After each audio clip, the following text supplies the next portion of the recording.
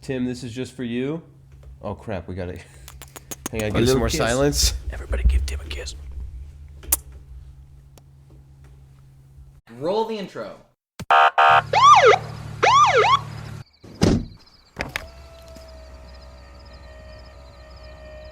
Evening, officer. Is something wrong? Just keep your hands where I can see them. Routine traffic stop. We got reports of someone driving under the influence. You know anything about that? No, I'm only under one influence. What's that? The influence of Jesus. It's time for Under the Influence. Yeah, we don't want to do anything to scare your children. No, we're done with that. Ladies and gentlemen, welcome back to episode 2 of season 3 of part 4 of Under the Influence, the official Christian Influence podcast. You're stepping on my lines. Joined today by Byron Thiessen.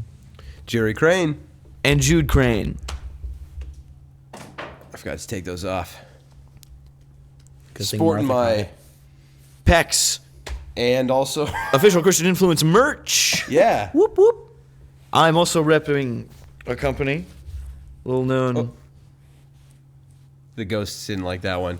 My hands are kind of tingly from that sound clap earlier. They kind of hurt a little bit. Handshaking. As you'll notice, we're one man short. The guy in the chair's not here. Don't call him that. That was funny, wasn't it? Yes.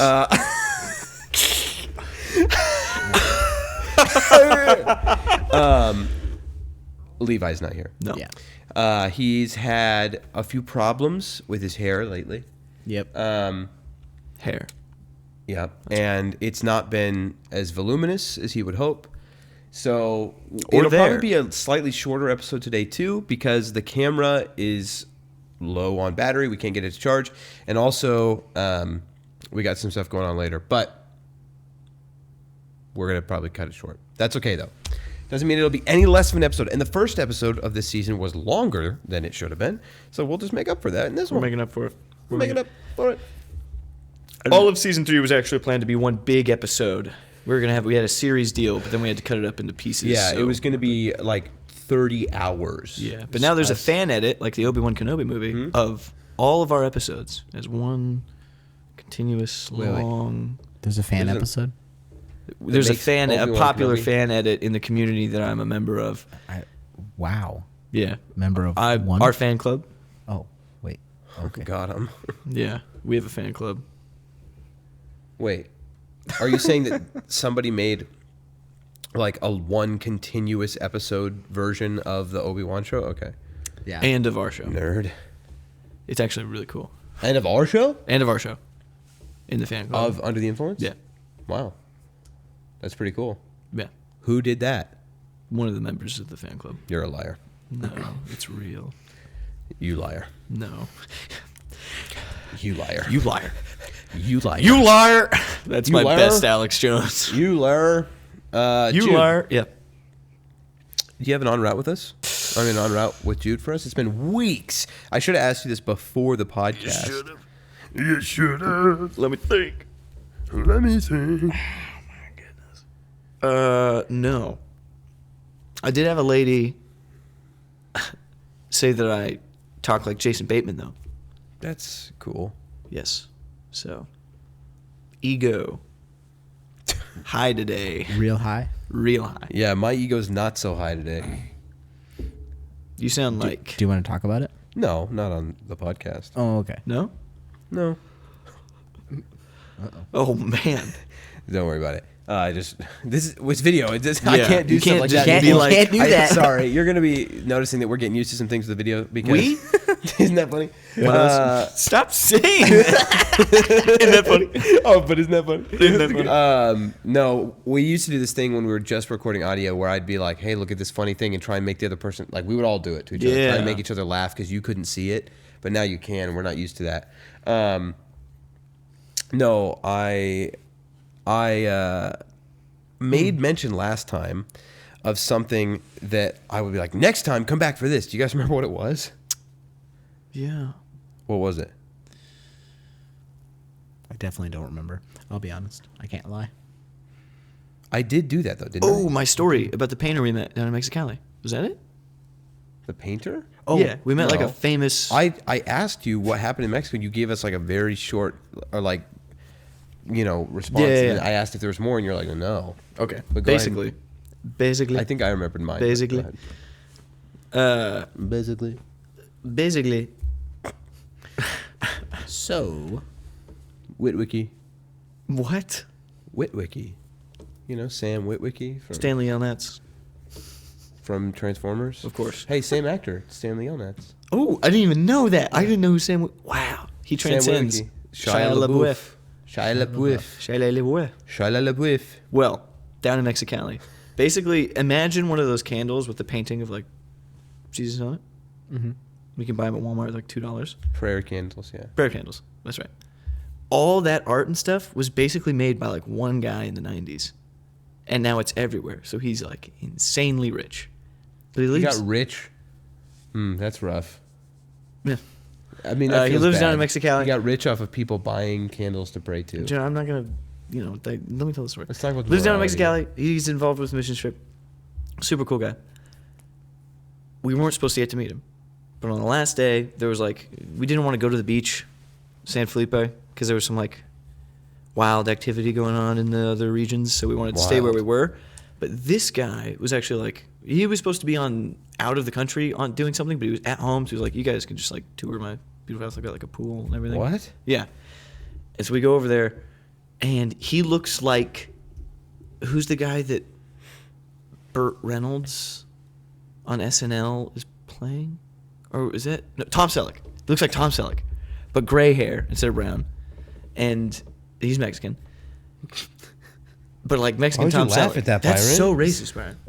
Mexican Tom Selleck. I'm thinking of and he Mexican speaks Tom like Selleck. fluent Yeah, English, that is kind of- and he sounds like, "Hi, how are you?" Just like a When I was on my Mexico Texan. trip, Yeah.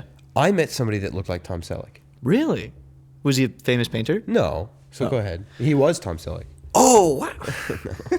So anyway, we get down there. I, of course, am not in the pool. And I would just get to talk to this guy who's not like Picasso. Wait. Can't glance past this. You said I, of course, was not in the pool. I don't swim. Okay.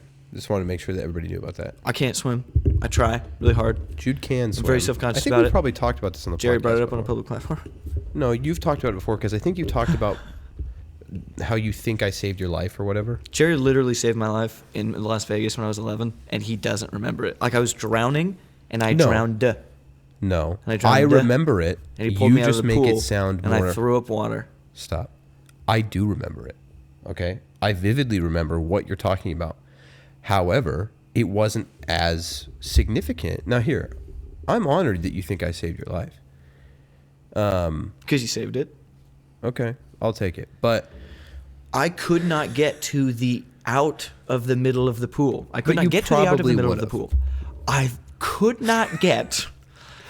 It was too deep. I was jumping on my tippy toes to breathe, and then my head was going underwater, and I was drowning. when you say it like that, And I mean, physically could not move. And there were Okay. two other kids kicking water at me. when you put it that way, And then my brother pulled me out of that okay.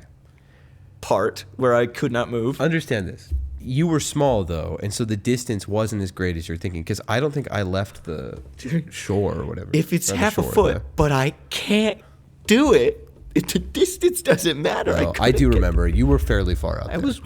You were like at least 6. Or Anyway, like I 5 died in feet out, Vegas. but- Jerry brought me back. And I got to talk to this painter Well, the I entire didn't have time to because nobody was in the resuscitate. pool. Huh? I didn't have to like. Jerry gave me CPR? mouth to mouth. I didn't have to do any of that. Jerry gave me CPR. When he But he came doesn't out, we remember were it. just like beating his back, and he was like. So, you were saying? I wasn't swimming because I can't swim. Right. So I got to just talk to this guy. Even though you're 26. I did grow up in the 90s. For a very brief time. Yeah. You're a year. I got to talk to the super cool painter artist guy who's known around the world, who is world renowned. He is a world renowned artist. And I got to talk to him. Well, he's.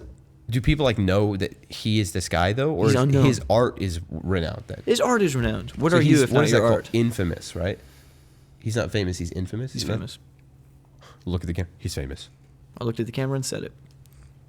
He's famous. He literally drew me something. I'm not kidding. Can we see it? Yeah, Show us. it's right there. Jude. I guess in translation, he got my name a little mixed up. Because like my name's I Jude. thought you and he's said he speaks fluent English.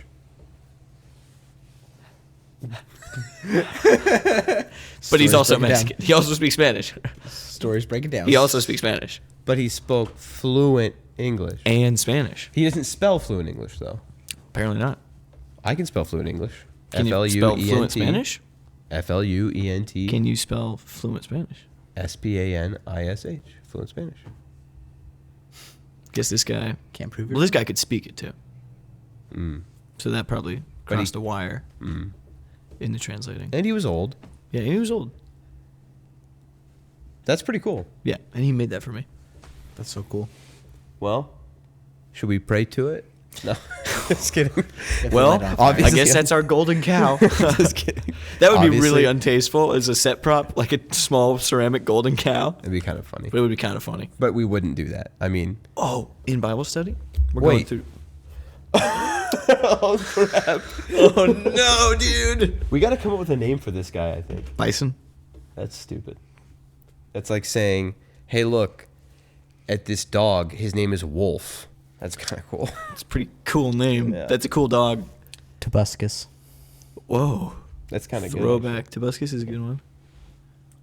Be thinking about. Throwback. Hey, maybe they can decide. What do you guys think?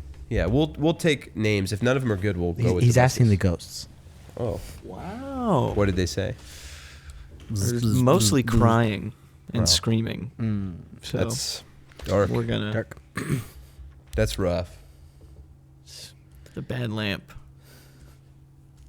Anyway, in Bible study, we're going through Samuel, and there's this one point where I should know their names. They're bad guys in the Old Testament. The Philistines. Bingo. I almost Was said that it? I almost said the Philippines. The Philippines. And I was like, I was about to say it with full confidence. I was like, wait a minute, that wrong. That word's You know wrong. the bad guys, the Filipinos. The Filipinos. Wrong. That's not true. They take the Ark of the Covenant, and The bad guys. Wow. You know Yeah. in the Old Testament, the bad guys. well, there's like 3. Also, Israel. The Israelites. What are you saying? They're bad. Hey, what are you saying? sometimes. Hey, stop. Cut that out. They take the Ark. They're bad guys. And they put it in their temple. And so they come back the next day, and their statue of their god, Dagon, is just face down on the ground, shattered at the ankles. Yeah. And so they hoist him back up.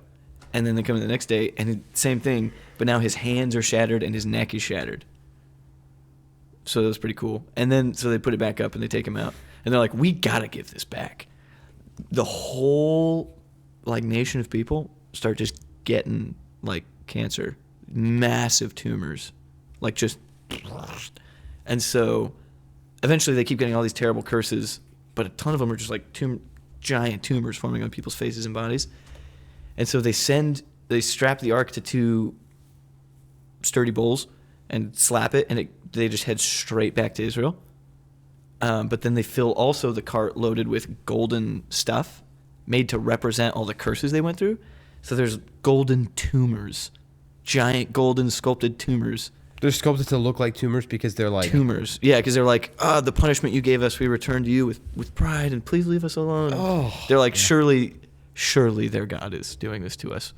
And it happened immediately. The first day, they're like, wow, so their God is real. And the second Yeah. day, they're like, surely he is going to destroy us. We are going to die. So they please sculpted send it tumors back. of gold.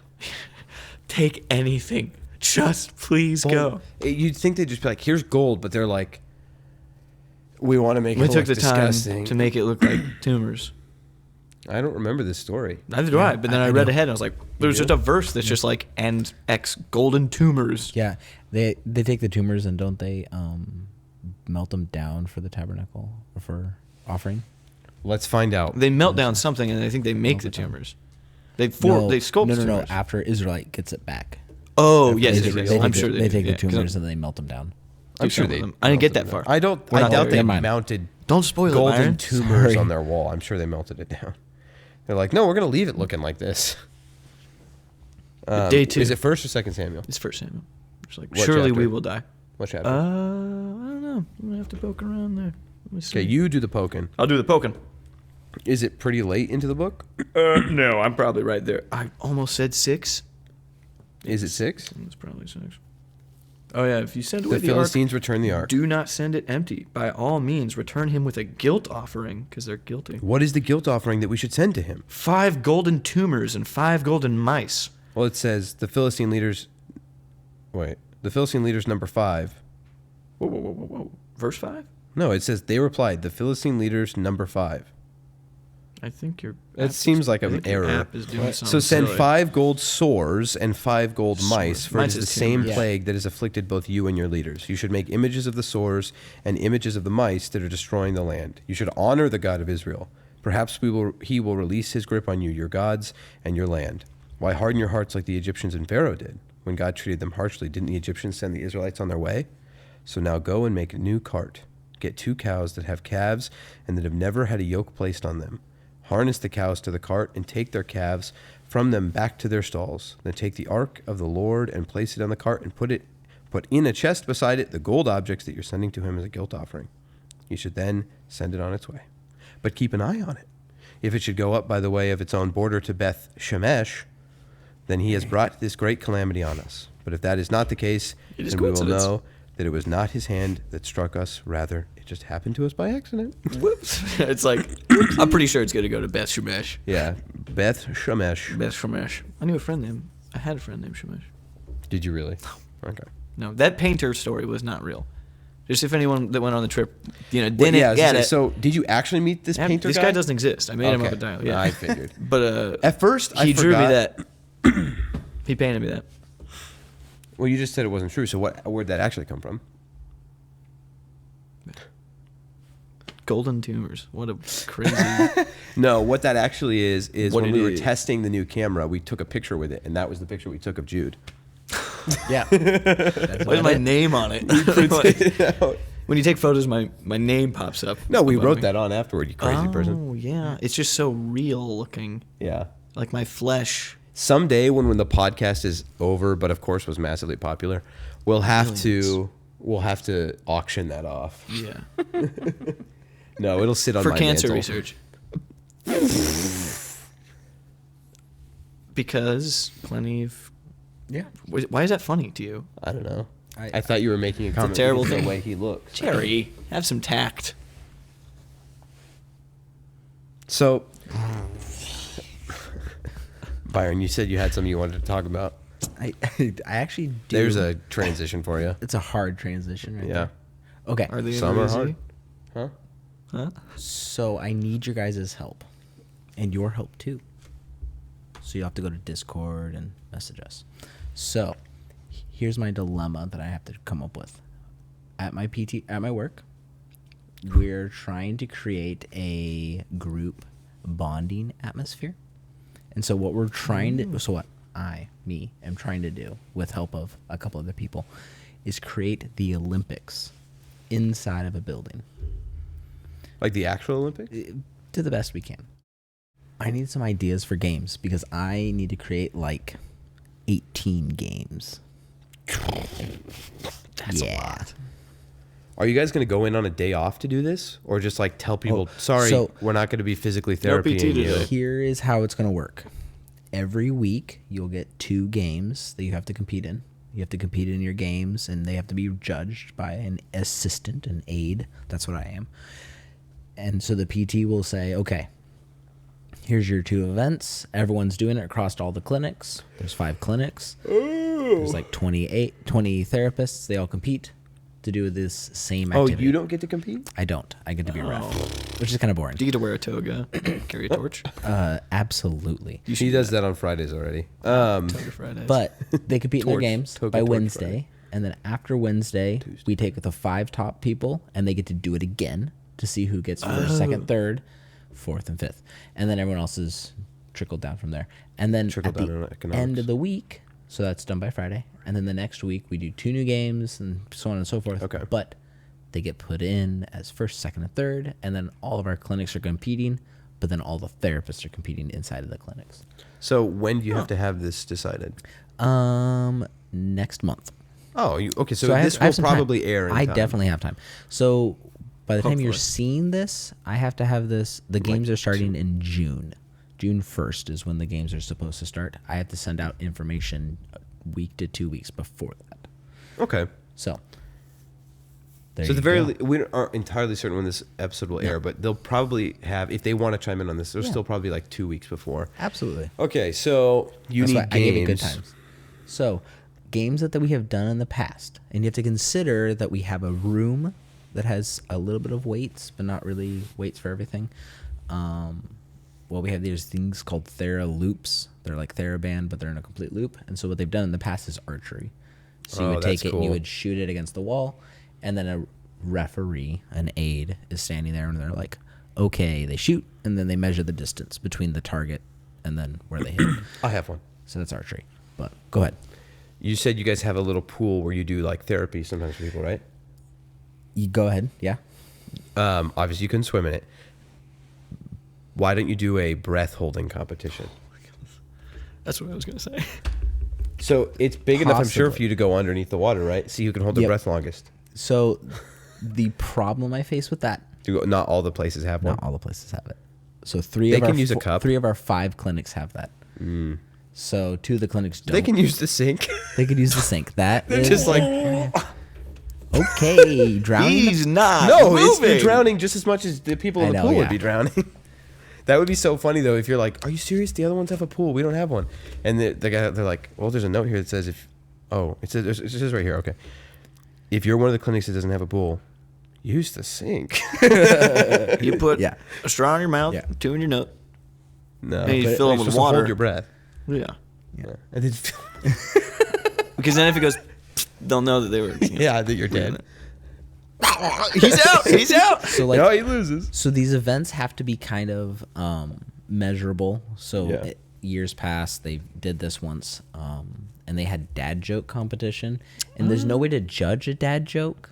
You have to have judges. You have to have judges, but if I sit there and I've heard the joke before, it's not as funny. Or if no, that's so it's subjective. It's subjective. You need like timed events. I need objective or time, measurable, or quantifiable evidence. Track and field. Shooting. So, I just put this out as a request for help because. What about who can give the most blood in 5 minutes? Oh my goodness. That would be good.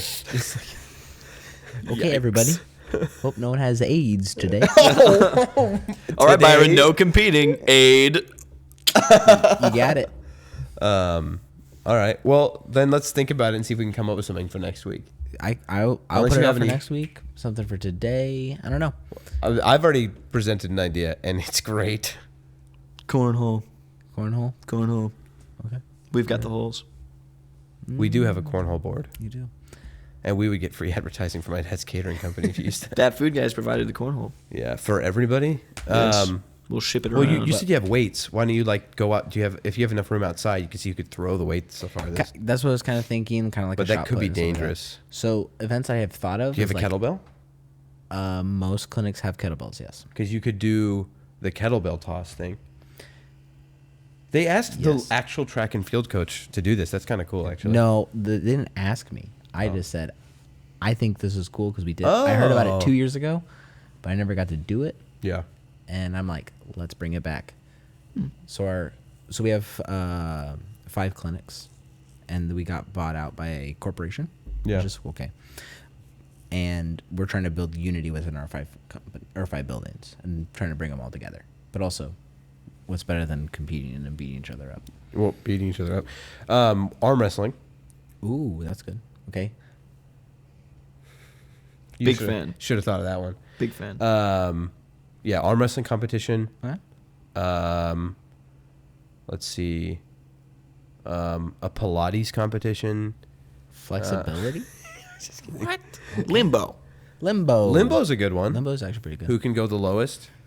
Because most of these people are not going to be able to see each other ever. So that's what makes arm wrestling kind of hard, but we might be able to make that work. Oh, I see what you mean. Yeah. Virtual. Well, no. wrestling. Aren't you supposed to be competing with the people in your clinic? So the goal is like each clinic is... Oh, because you need time. A country. Yeah. No, that makes sense. So like... Arm wrestling wouldn't work. So my building is, we'll just say America. And then the building next to us, that's South America. And No. the one in West Salem is Canada. No. And that kind of thing. Okay, so they're competing. Yeah. Is Russia in there?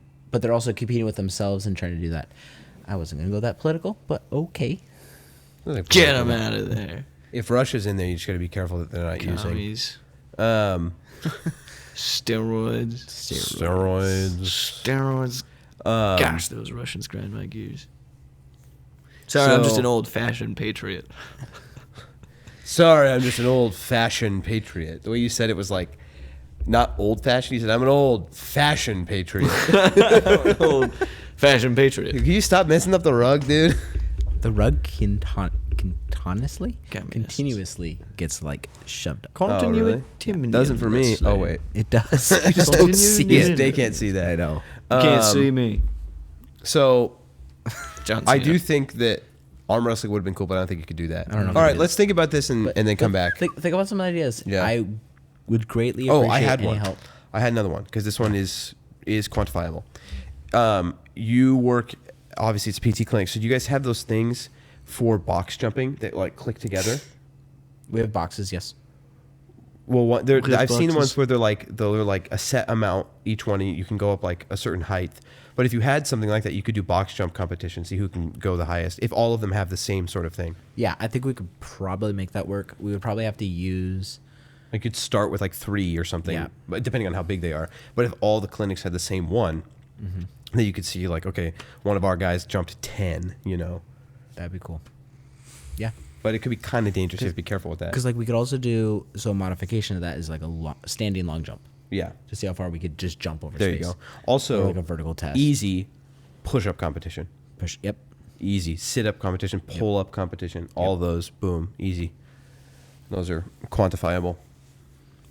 So just How long can you hold on to a bar? like a hang competition. Yeah. We could do the hang. Yeah. In an ice bath. Ooh, that. Wait, ice bath push-up competition. I love it. So you're also underwater. It's not full depth. It's just like just right here. So you're end like, of range. Oh, I'm underwater.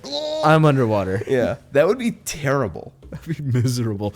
You I have wanna to do like, that. I know I could do more, but I don't want to. Yeah. Through the pain. Yeah. Through the pain. All right, we're getting Anyway. a little bit on time So here. we are getting on time, but as a request, Yeah. you guys can come up with stuff. We'll think up with. I take mean, I've your already guys' had like stuff. 5, Jude. Get on my level. I got like 2.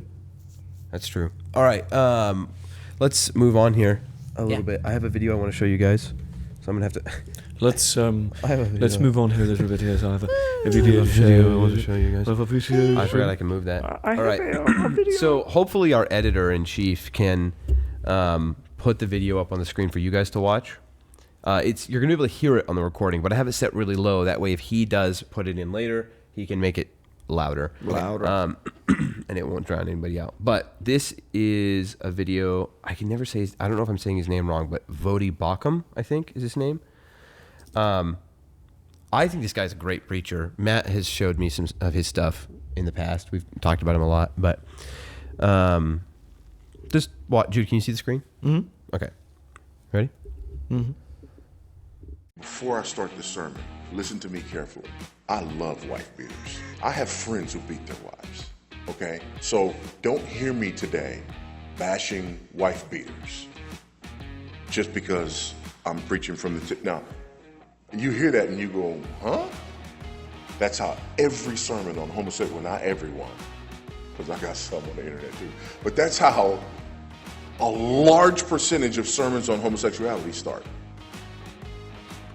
With a 15-minute apology and disclaimer for everything that's about to come after. And then you close by reiterating the disclaimer at the beginning. Why? Because the 11th commandment, thou shalt be nice, which, when you exegete the culture, means thou shalt not be manly. Do you hear that last little bit there? Well, it became a. Yeah. Exegete the culture means thou shalt not be manly. Manly. I guess I knew it existed intellectually, but exegete? Stop. Is that a real word? Don't buy solar panels. That's what you got out of it? Was No, I love the video. I just never heard exegete. exegesis. Yeah. In that. It is a verb. Yeah. Wow. Let's define it. How about that? when you exegete the can't bring that all the way and over. not manly. It became a masculinity thing at the end, which was cool. This is super hard to type on. Exegete. Was that your mount, Byron? That was pretty An good. expounder or textual interpreter, especially of scripture. So as a verb, expound or interpret. Yeah. So when you're interpreting the culture is what he's saying, right? Listen to me. Homosexuality start with a 15-minute apology and disclaimer for everything that's about to come after. And then you close by reiterating. Okay, it doesn't matter anymore. What do you guys think about that? So when he first started, I was like, what? Yeah, I had the same. I love how he says, at the beginning, you probably went, huh? You're like, I've listened to this guy. I like this guy. And you started off and I'm like, I love wife I don't know beaters. you, Jerry, anymore. No. I'm like, I really like this guy's a great preacher. And then he goes, I love wife beaters. I have friends who are wife beaters. No, but in sincerity, I mean, very funny way to start. He knows what he's doing. Yeah. Oh, yeah. I do sincerely like Vody Baucham. I think that's how you say his name, Baucham. Baucham. Baucham? Okay, I like Vody Baucham, but I really don't think that's it. I don't think that's it. I just said Baucham. You did something else. Vody Baucham? What? Nothing. I'm You doing- just put I'm some doing- MSG on it. Is all. No, I'm doing your weird Euro accent. That's what it is. I'm trying to, at least. Eastern Euro accent. Vody Baucham? Oh, no. Yeah, I you're hear doing it, an guys. accent. I hear it now. It's not my, not my Euro accent. Some MSG. This is on my it. Euro accent, and you're going Vody Baucham, which is. I'd like him too. Matt's talked to me about him. I like this video. The ending came out of left field a little bit. The manliness thing? Yeah. I bet you that's probably the point of his sermon. Yeah. This is probably a clip from a sermon about being a man, because he talks about the the role of men and women a lot. I've seen, at least I shouldn't say that. Most of what I've seen from him is that. Excuse me. Which I really appreciate. I mean, I think that that's a really important topic, especially now, because that has been lost on culture, and especially since he's mentioning when you exegete the culture kind of thing, like that makes me think that that's probably what this is from. The sermon. I doubt this is a sermon about homosexuality. Rather, I bet it's a sermon about being a man. But I don't know. I haven't seen the full sermon. That would make sense. It would make sense. But it would make sense either way, I guess. However, what he said is perfect for like a shorts clip. Yeah. Like, because man, it grabs you at the front when he's like, I love wife beaters. It's so funny. Beating your wife is not funny. But seeing a preacher say that and then be like, I got you, didn't I? Kind of Is funny. Is funny. It is Yeah, funny. it was a good What a good example of a Christian making media, but making it well. Like not just posting into the ether of nothingness, but like that's a hook. I don't think that he's the one that did that. The shorts. Somebody clipped even him. in his like. But Yeah. it was His still his stuff. sermon, and then Certainly. they took his sermon and just cut Yeah. I mean, yeah. whatever was before, whatever was after off. But yeah, what do you guys think about that message there? What he's talking about? Any thoughts? What is he talking about?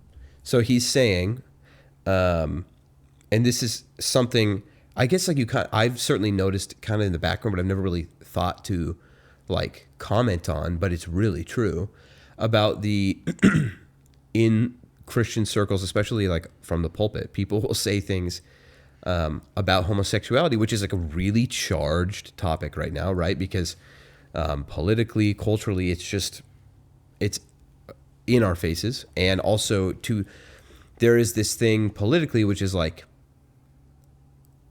anything that is of the left, to be political left versus right for a second, anything that is on the left, if you do not say you agree with it, then you are opposed to it, which is not necessarily true. But like, if you will not admit that you are aligned with it, then their position of you is that you are in opposition to it. Yeah. Right. And not just in opposition, like you disagree. Disagreement is even worse. It's being viewed as though disagreement is like hatred, right? Now, there are certain, like we've talked about before, there are certainly examples of Christians who do exhibit like hateful attitudes towards people that that the Christian faith and that like Scripture obviously disagrees with, like their lifestyle and stuff. But I don't think it can all be chalked up to that. I do think it's because it is like a visceral, hateful reaction because people feel actual deep down, deep-seated shame, either in their lifestyle or just for the fact that people disagree with them. But that's a whole armchair psychology. The reaction isn't thing. like, it's not even that you aren't for it, so you're against it. Like, perfect. It's like you're not for it, so you're anti-sympathetically enemies towards it. Like you're evil. Because even to say you're not for it, you're against it, would actually be more tame than how they react. Yeah. Because to just be against an ideology would be like, oh, that means they have the foresight to be like, you're just against what my ideology is. But you're right, it is more enemies. It's like, well, I'm not posing as an enemy of you. I love you. I want what's best for you, and I want to talk about it. But then they're like, oh, so you disagree? You're my enemy. You want to kill me. It's like, whoa, dude, I didn't say I want to kill you. And then the reaction to that, it's like, if somebody does actually want to kill you, then it makes more sense to kind of respond like aggressively and like with heat and stuff. And then that's typically how they respond. It's as if they've decided these people do want to kill us, and then now they're reacting actually that way. No, but what he's saying is it's like, because that exists, there are cowardly preachers, or at the very least, they're just ones that have seen this be the cultural thing to do, and they're not thinking about it, who are saying things like, okay, they decided they're going to talk about homosexuality, and because we're Christians, we obviously have to say it's wrong. Well, I mean, never mind. There's a lot of denominations that aren't doing that now, but a lot. Well, we can't be careful. No, the denomination's voting on it. You can say half of them doesn't matter. You're right. Well, I don't want to get into like, there are some denominations who their denominational organizations are the problem. But then there's plenty of churches that fall under that denomination that are like now having to consider leaving the overall denominational organization because they're like, we obviously care more about being scriptural, and the denominational organization is going the wrong direction. And that's a very sad thing that's happening right now. So it's like, it's not fair to just say these denominations are gay or like are promoting homosexual behavior. Are gay. What a great, somebody clip that. These denominations are gay. No, but like there are some that more than are not. Are the problem. You phrased it better when you said like there can be overheaded like actual. It's the denominational organizations that are the problem. It seems it's at the bigger level versus the church. Yeah, it's like a top-down kind of thing. Yeah, the church won't. Denomination A has 12 churches. Yeah. 5 of the churches follow exactly what denomination says. 2 of them say, we're going to keep the name, but we don't really believe what that is. And the last 3 are like, or some are just, we don't want this. And then it's also probably because some of them were from a bottom-up thing. Like some of the small ones started doing it. And then I think it's examples of both. Like some of the small ones are doing it now. It's kind of infecting the overall denomination. And then some of them probably from a denominational organizational standpoint up there were like, and now it's affecting some of the lower ones. It's one of the reasons why I love that our church is, it used to be that like the term non-denominational got a bad rap because it's kind of like, oh, you guys are hippies or whatever. But really, technically our church is not non-denominational. But the word Bible is in the name. So it's Creekside Bible Church. And I think that's with intention because it's like we preach specifically from the Bible. And the Bible is put first rather than allegiance to a denominational organization. Yeah. And then if you asked our pastor, he'd be like, yeah, we're LDS. Like, no, no. Not at all. No, he'd be like, okay, here's the denomination that we are most closely aligned with if you have to have a denominational like idea. But which just so happens to be the denomination that you and I were raised as. But no, Scientologist. Okay. No, these aren't even denominations. No, they're cults. But what do we think of the video? He's saying because there are some that are cowardly preachers and some that are just not being intentional and thoughtful about what they're saying, who do that. They do the disclaimer, right?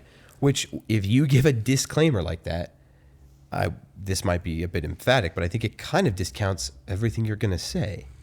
you might still say something that's true in it, but then what you're doing is like, well, you don't have to listen if you Kind don't of. believe what I'm saying. Or you're I don't want to appeasing. offend you. I want you to stay Yeah. here. I want to just keep you around. okay, you don't want to offend people. But I need to tell you what And we believe. I don't mean to be like the like dogmatic, like Republican style guy here for a second and be like, oh, your feelings.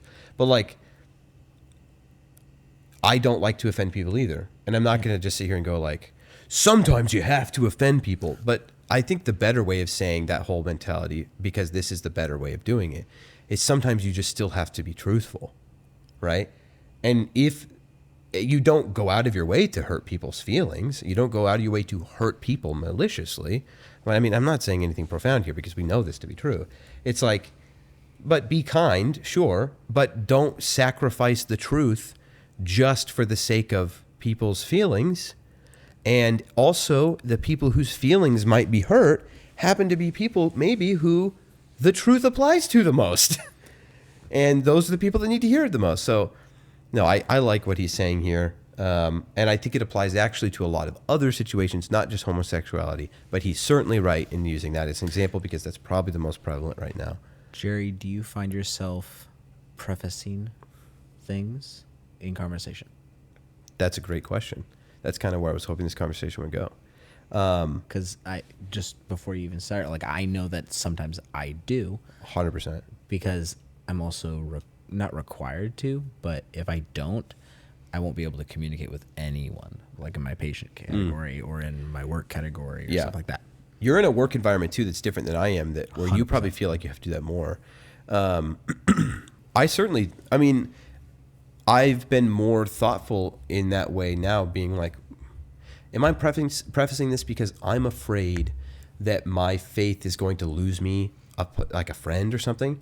And that is where I've been convicted lately. It's like, are the words I'm using because I want to try and deliver the truth in a gracious way, or are the words I'm choosing to use because I want to kind of, what's the word? I want to kind of set myself up for the least backlash as possible, and then deliver the truth in like a backhanded way or like an underhanded way, you know? And I think that if what you're doing is saying like, hey, I love gay people, which that should be involved in the conversation. You should be, but that should come later because you're prefacing it to make it almost sound like what you have to say now. It's like the sandwich psychology of delivering bad news, you know? Good, bad, good. Yeah, which I do a lot. But because if it's an inconsequential thing, it works. But like, if you're finding yourself like prefacing it like, I love gay people. Hey, I have gay friends. You know, I can be friends with gay people. Now let me talk to you about being gay. It's like, I don't know. I think you're kind of giving them an out almost before the conversation's even started by being like, hey, everything I'm about to tell you, and you know where this is going, we're going to disagree, but it's like, everything I'm about to tell you, you can choose to not believe me, and nothing about our relationship will change. It's kind of like that's what you're saying before even talking. Yeah. Do you disagree? No, I agree entirely. I have two observations. Go I've for just it. been cooking on. I could tell you were cooking over there. I was cooking, dude. He was cooking hard. Because your eyes started to kind of cross. Oh, I've got an idea. Oh, I want I'm to say cooking. something. Whoa. That's a really good impression of you. Thanks. I do a really good impression of myself. I really liked what you said about like giving them a pass. So the reason you would preface something is because you're saying it's pertinent to what I'm about to tell you, but you need to know this first. It's a little bit more important. You have to understand this first so that you can understand That's the what's point coming. of prefacing something, right? So when you preface with whether it's apology, which is kind of towards my second observation, or like, but I love gay people, like you were saying, like you say this a lot, but you say like, I love gay people all the time, but like saying that as a preface. Sorry, if I don't say that, Jude, then Levi and I can't be friends. When you say that as the preface, Just kidding. what you're kind of raising the question of what is more important. That I tell this person that this person gets set on a path to living the right way. Is that more important, or is, hey, I need you knowing that I love you? Is that more important? In those two things, those should be go ahead. equal. not equal, but they should certainly like. If they're rivaling each other, No, I wouldn't say. What you're saying. I wouldn't say should they know that they love you. If they come to believe what you're saying to be true, then they will know that they love you. yes, That you love them. This is important. Yeah. But when you make it the preface, when you over preface this, I see, yeah. But hey, in the end, like you said, you can kind of discount the advice because I still love you, but you're making that more important than them actually living a Christ-centered life. It all comes down to as well, like if you're prefacing it with love, the problem too is that the world doesn't know what love is. And so when you say, hey, I love you, you're speaking to a worldly person who may not have any scriptural love might be understanding. synonymous with just acceptance. Well, right? that's the problem. Culturally, the word love is now synonymous with affirmation, right?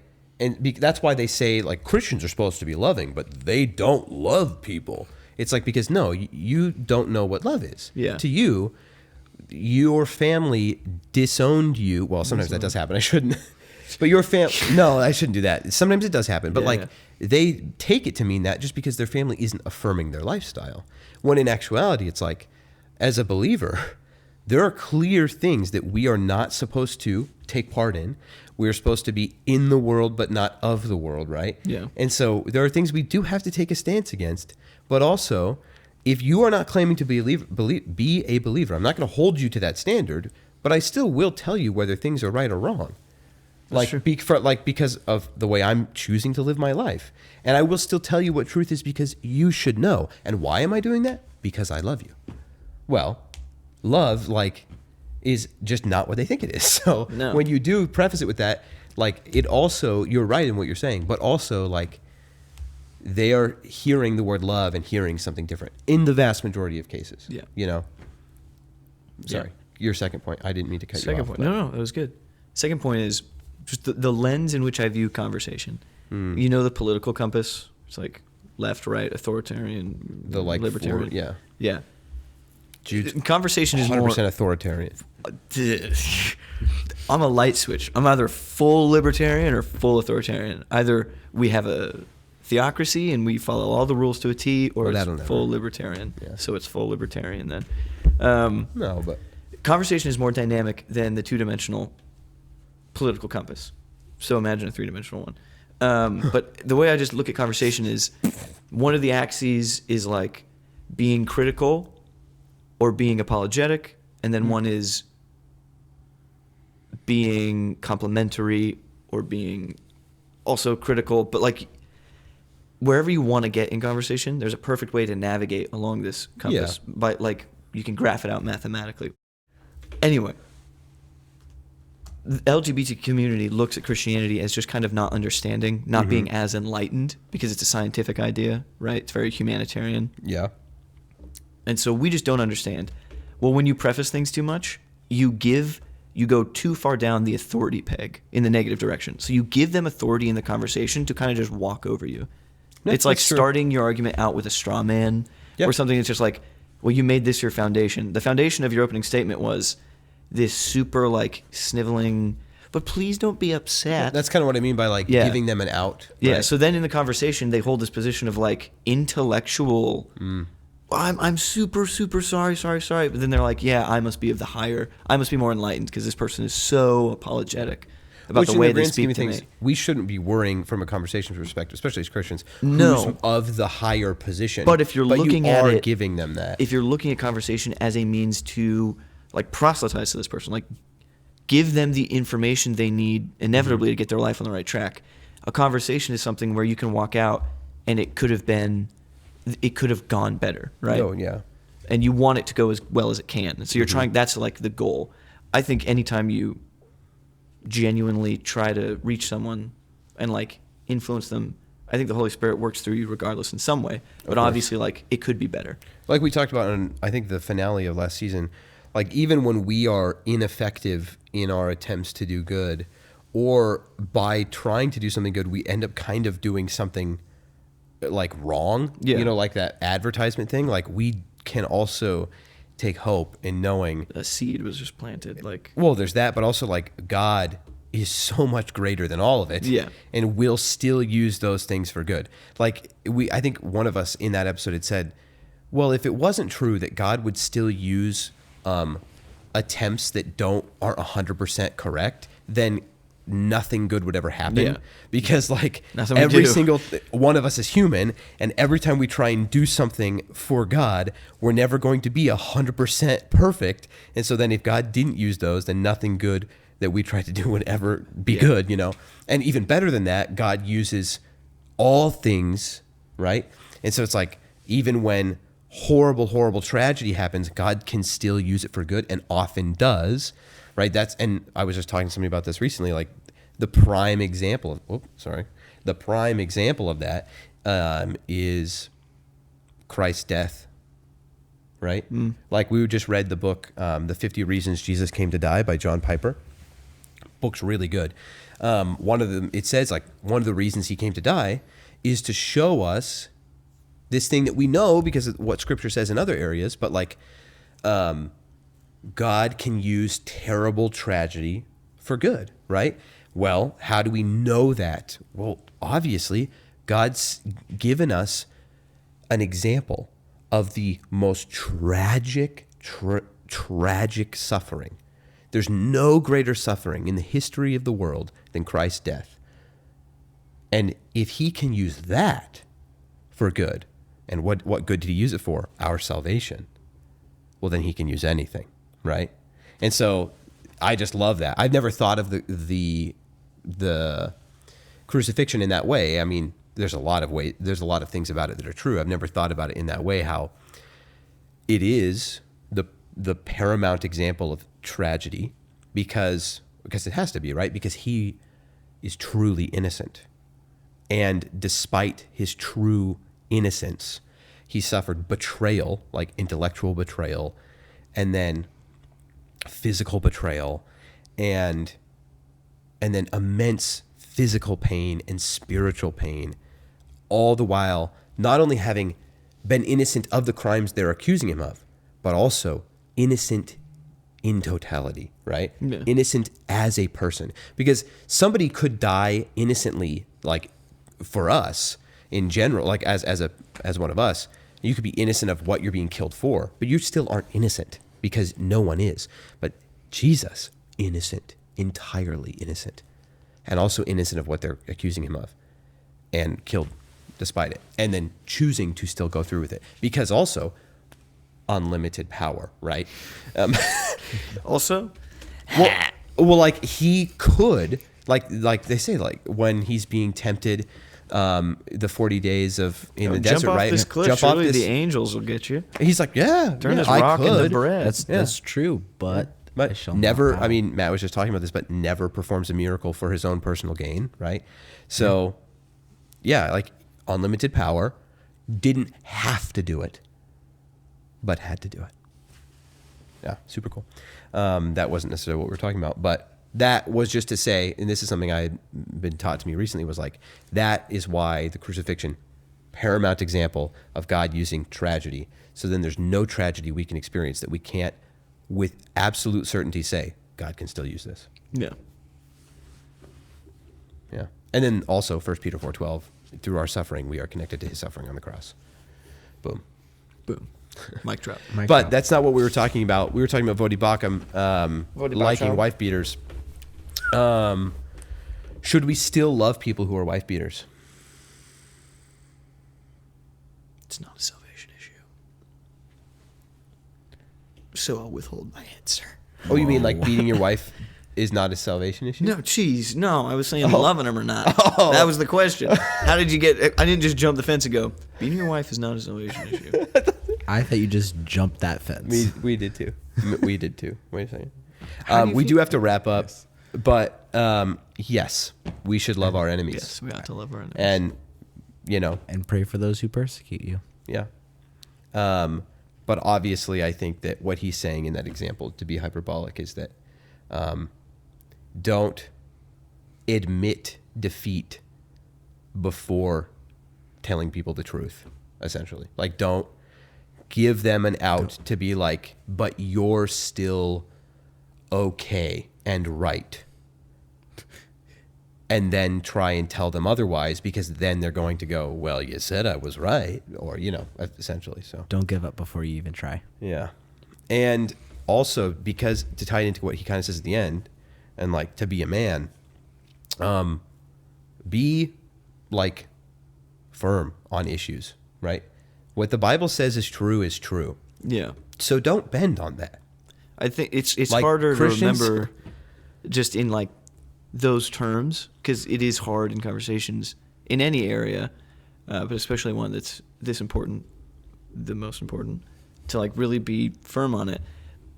But when you're talking to someone who is potentially not aligning themselves with the life of Christ, remember that you're literally like fighting for that person's life. Yeah, that's Like, something that they're heading towards a cliff, and you're trying to reach out and grab their arm. You're not worried about like cutting or scraping their arm. You're worried about grabbing their arm because they're headed towards a cliff.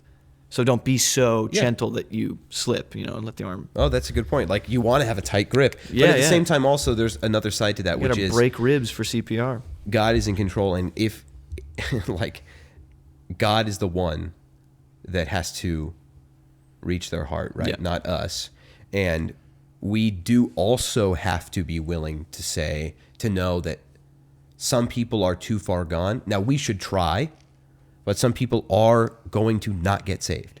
Now, that I do not say this to discount it and make our lives easier by saying we don't have to work hard to try and help people and to do our job as believers and to make disciples. But it is like, it's really hard to not take the responsibility on yourself and feel guilty as if you failed, right? I mean, the truth is, what does it say? The truth is foolishness to those who are perishing, right? Like, you can't change what they're going to decide and how they're going to believe. And so you can try, but you can't always change it. And eventually people have to decide. And so we know some people are going to decide wrong. And it is sad. It is an absolute tragedy. And because of that, we should try our absolute hardest to save people. Well, we don't save them, but you know what I mean? Yeah. But we also have to walk away not blaming ourselves and feeling guilty, because that's really hard too. Because when you build it up like we should, like you're saying, like, make it a dramatic thing, because these people are about to walk through a door that's eternal suffering, and we're about to walk through a door that's eternity with God, and we have the chance to look at them opening that door and say, whoa, whoa, whoa, what are you doing? Yeah. But also some people are going to, despite it, choose to walk through that door. And we have to keep going, because it'd be really easy. Like, it's just like when you lose at something simple, when you watch and you lose the battle of trying to get somebody to make the right decision, that would be really easy to give up after that and not try again. I mean, there's some hyperbolic examples there. Like, you could try until someone dies, and you don't know their heart. You don't know what they decided right before death. But you could go, you know what? I don't think that person ever got saved before dying. And that could be, I mean, what more than that do you think Satan would use to try and get you to not do it again than making you feel guilt over that? Yeah. But we do really got to wrap it up. But I think we had a good discussion there. I'm sorry, Byron, was there something you were trying to say before we go? I don't want to have taken it over and then. I was going to, so with your analogy or story, what's the right word I'm looking for? We'll figure it out. We'll figure it out. When you're trying to say, hey, I'm trying to bring them to Christ, and then they just don't accept it. Yeah. It's the parable of the sower of the seeds. He throws the seed across, and sometimes it lands in good spots, sometimes it doesn't.